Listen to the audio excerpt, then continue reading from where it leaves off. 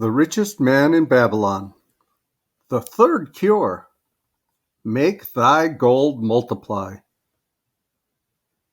Behold, thy lean purse is fattening. Thou hast disciplined thyself to leave therein 1/10 of all thou earnest. Thou hast controlled thy expenditures to protect thy growing treasure. Next, we will consider means to put thy treasure to labor and to increase. Gold in a purse is gratifying to own and satisfieth a miserly soul, but earns nothing.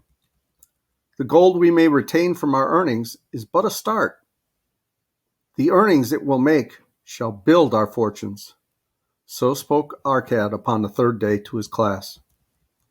How, therefore, may we put our gold to work?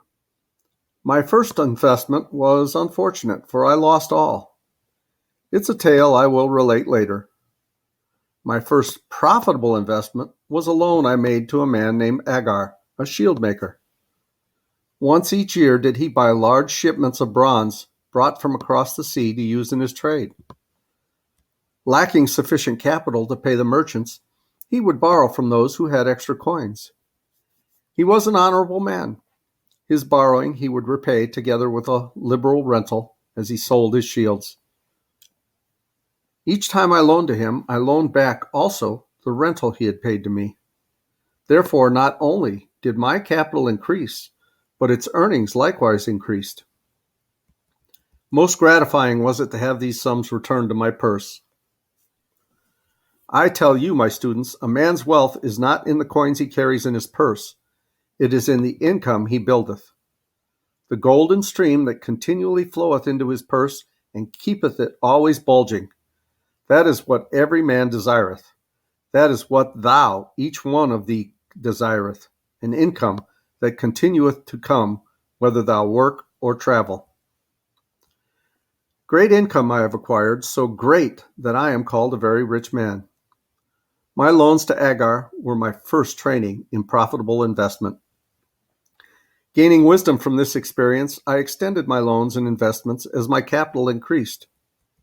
From a few sources at first, from many sources later, flowed into my purse a golden stream of wealth available for such wise uses as I should decide.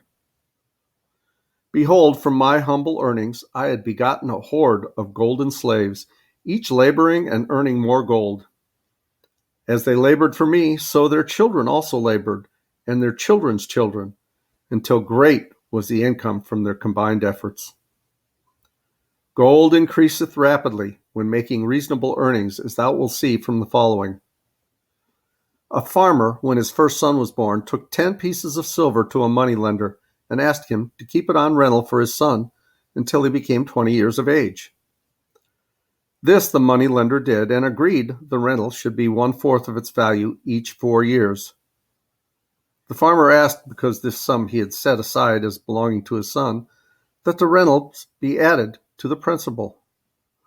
When the boy had reached the age of 20 years, the farmer again went to the moneylender to inquire about the silver.